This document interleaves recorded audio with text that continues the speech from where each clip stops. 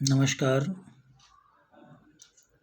राजकीय स्नातकोत्तर महाविद्यालय बारा से मैं डॉक्टर राकेश वर्मा, सहायक आचार्य, राजनीति विज्ञान विभाग, आप सभी का इस ऑनलाइन क्लासेस में स्वागत करता हूं। प्यारे बच्चों,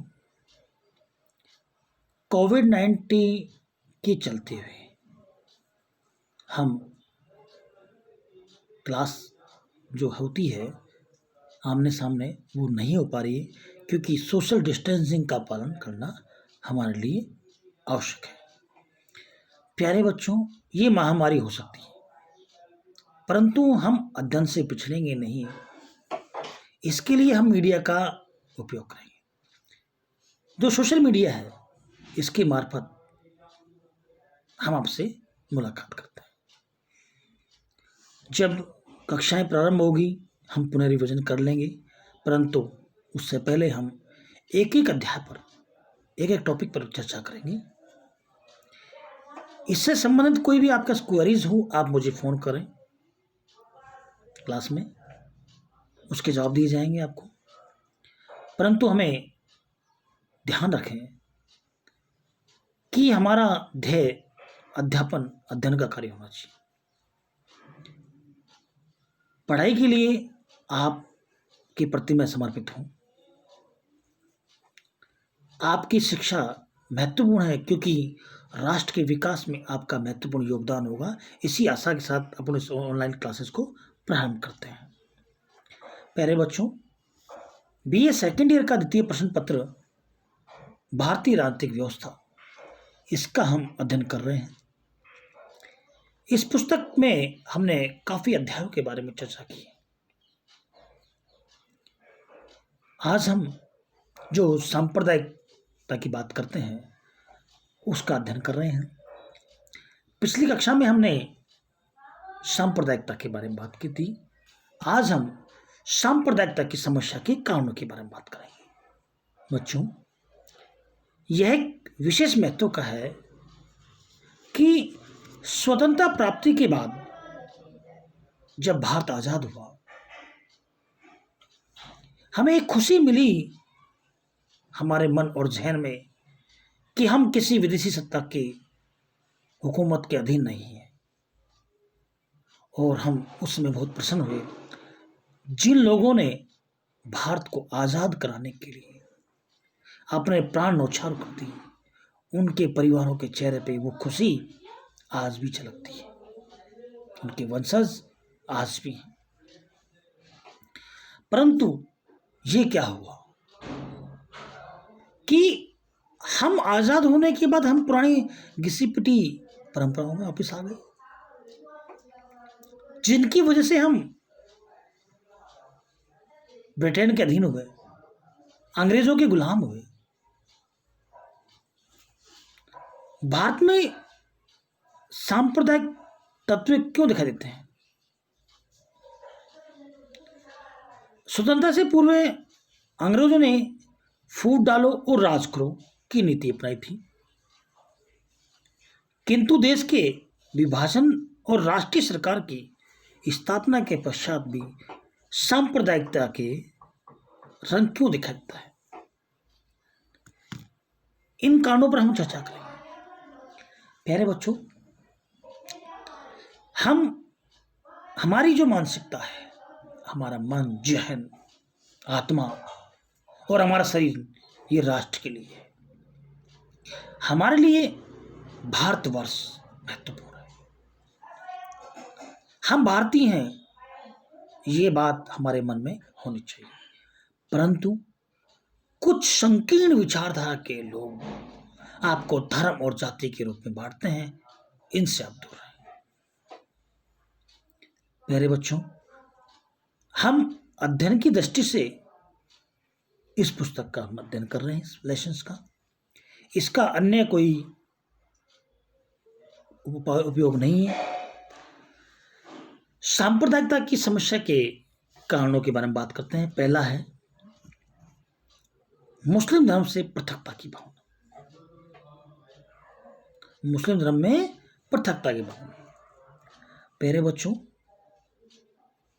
इस टॉपिक का हम अध्ययन केवल अध्ययन की दृष्टि से कर रहे हैं, बस इसका अन्यत्र अपना कोई व्यू नहीं है, कोई विचार नहीं है।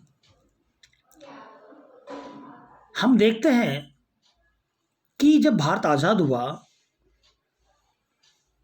उस समय मुसलमानों ने पृथक देश की मांग की थी, जो कि पाकिस्तान बन गया। और अब हम उस सेकुलर भारत में रहते हैं, जिस सेकुलर भारत में, धर्मनिरपेक्ष राष्ट्र में रहते हैं, जिसमें सभी समान है, राम और रहीम दोनों समान है। परंतु कुछ संकीर्ण विचारधारा के लोग अपने राजनीतिक स्वार्थों की पूर्ति के लिए इसमें जहर बना देते हैं। मुसलमानों के एक भाग से पृथक्करण की भावना का आज भी विद्यमान है और वे अपने को राष्ट्रीय धारा में शामिल नहीं कर पाए।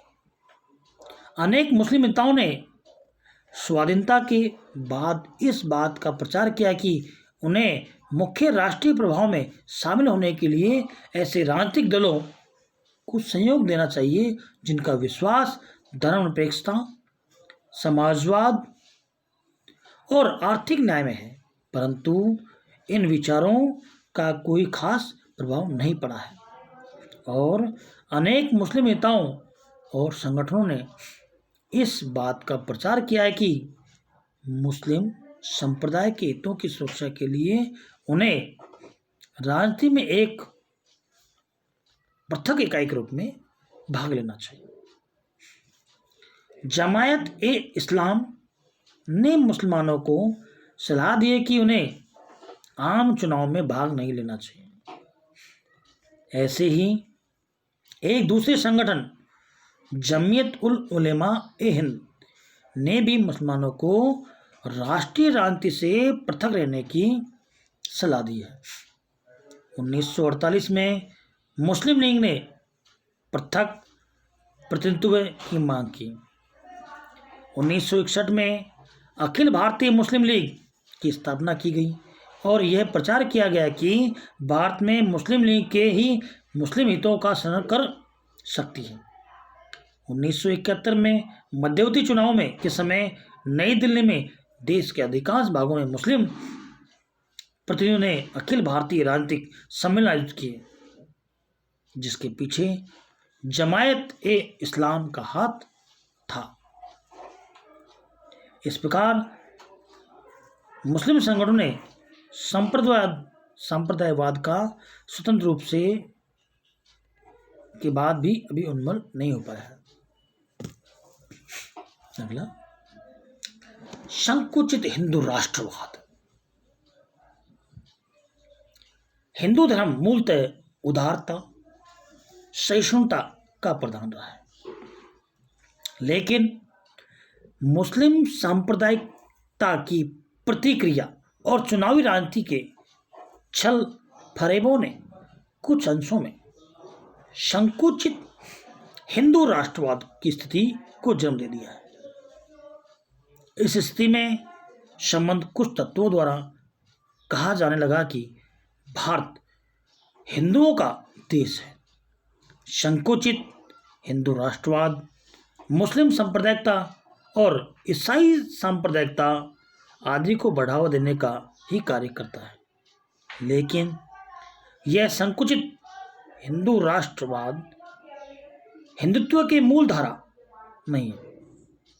इसे हिंदू जनसंख्या के बहुत थोड़े भाग ने अपनाया तथा इस धारा का विस्तार हो पाएगा, ऐसा सोचने का कोई सबल आधार नहीं है।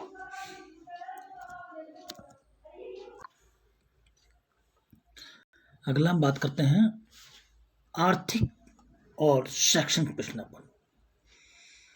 सांप्रदायिकता का कारण आर्थिक और शैक्षणिक पिछड़ापन भी है। जब हम अंग्रेजों से स्वतंत्र हुए उस समय हम आर्थिक रूप से कमजोर तो हुए थे, परंतु शैक्षणिक स्तर पे भी कमजोर थे। कुछ जाति और धर्मों के लोग अपनी संकुचित विचारधारा में रहकर अपने शैक्षणिक स्तर को उठा नहीं पाए और धर्म की भावना उनमें जहन में रही। उन्होंने धर्म को महत्वपूर्ण माना, न कि शिक्षा को और आर्थिक स्थिति को। यूं कहें कि ईश्वर की कृपा होने पर सब कुछ दिया जाएगा, या ईश्वर के पास सब है, परंतु ईश्वर भी आपको तब तक नहीं देगा जब तक आप उसके काबिल नहीं होंगे।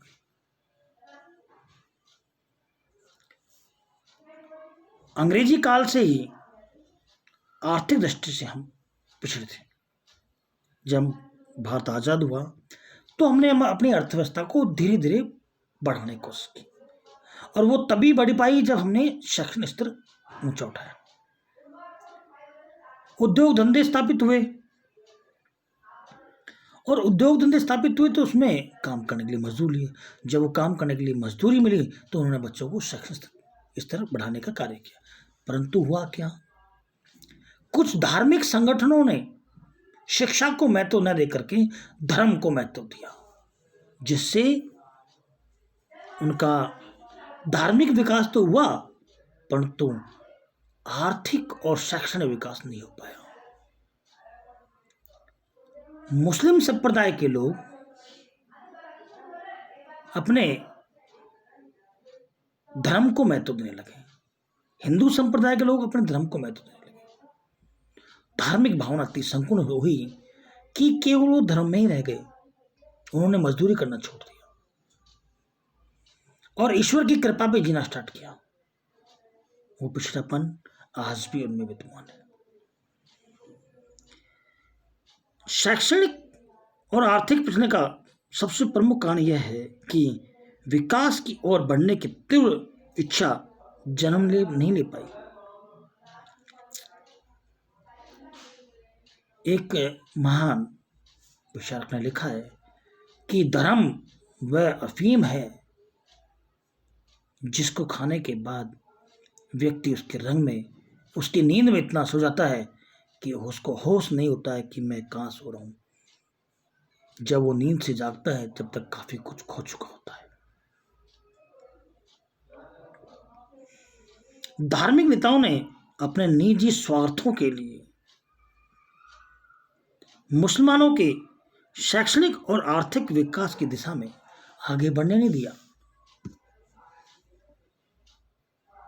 कई धार्मिक संगठन धर्म के मठाधीश ये कहते हैं कि सब कुछ यहीं छोड़ के जाना है अल्लाह के पास। इसका अर्थ ये नहीं है कि आप इस जन्म को व्यर्थ गवा दें, परंतु उनका उद्देश्य धर्म की रक्षा नहीं, धर्म को बनाए रखना होता है, जिससे उनकी राजनीतिक गोठियां बनी रहे। आर्थिक पिछड़ापन जो है वो हमें कहीं का नहीं छोड़ता है। और आर्थिक पिछड़ापन क्यों आता है? क्योंकि हम शैक्षणिक रूप से कमजोर थे। आप चुनाव में देखिए, जब चुनाव होते हैं बच्चों, आपके मोहल्ले में आप देखिए कि गरीब लोगों के लिए वोट की कीमत मात्र कुछ चंद रुपए हो जाती है। जवाहरलाल नेहरू ने एक जगह लिखा था कि उन लोगों के लिए, गरीब भूखे नंगे लोगों के लिए लोकतंत्र का कोई महत्व नहीं है। उनके लिए 2 जून की रोटी, 2 वक्त की रोटी ही महत्वपूर्ण है। जो नेता है, जो पार्टी है, वो धर्म के केंद्र बिंदु बनकर रह गए। उन्होंने मुसलमानों को पृथक कानून और बाबरी मस्जिद जैसे जरूरी प्रतिगामी मुद्दों और मदरसों तथा मजहबी शिक्षा के मक्कड़ जाल से बाहर नहीं निकलने दिया। यह तथ्य है कि मदरसों ने मुसलमानों के को विशिष्ट पहचान देने की कोशिश की में हिंदू मुसलमान के बीच एक बड़ी खाई पैदा कर दी। प्यारे बच्चों, अध्ययन की दृष्टि से ठीक है, परंतु हमारे लिए शिक्षा के महत्व को भी जानना बहुत आवश्यक है। हमें हमारे मत के अधिकार, मतदान नहीं कहना, मत का अधिकार कहना है। मतदान, दान तो वो होता है जो दे दिया भूल जाओ, मगर अधिकार वो होता है कि मैंने अपने अधिकार साहब को दिए हैं तो आप वो कार्य करिए जो मैंने आपको अपने अधिकार दिए हैं। अधिकार के रूप में उपयोग लिया, मतदान नहीं है, मताधिकार है ये। और अपने मताधिकार का प्रयोग जाति धर्म से उठकर कीजिए, संप्रदाय से उठकर कीजिए, एक अच्छे भारत के निर्माण के लिए कीजिए, राष्ट्र निर्माण के लिए कीजिए। हमारे लिए भारत महत्वपूर्ण है। उनकी कुर्बानी याद करो जिन्होंने आपको आज़ादी दिलाई है। चलो आपने आज़ादी नहीं देखी, ना मैंने देखी, उन सैनिकों को याद कीजिए जो इस बॉर्डर की रक्षा के लिए बैठे हुए। उन विधवाओं को याद कीजिए जिन्होंने अपने पति खो दिए हैं इस भारत देश की रक्षा के लिए। और हम 2 वक्त की रोटी खा करके धार्मिक भावनाओं पड़े में, ये सरासर गलत है। हमें भारत की विकास के लिए आर्थिक और शैक्षणिक रूप से सशक्त होना होगा। जब हम आर्थिक और शैक्षणिक रूप से सशक्त होंगे, ताकतवर होंगे, तो हमारा राष्ट्र विकसित राष्ट्रों की गिनती में आएगा और एक हम विकसित राष्ट्र में रूप में आएंगे। धार्मिक, धर्म, जाति और संकुचित भावना से दूर रहने की कोशिश कीजिए। अगला, पाकिस्तानी षड्यंत्र और प्रचार। प्यारे बच्चों, आप एक चीज देखिए कि धार्मिक भावना पाकिस्तान ज्यादा फैलाता है। आजकल का ज्वलंत उदाहरण देखते हैं, लव जिहाद, धार्मिक संकुचितता, ये चीजें गलत है।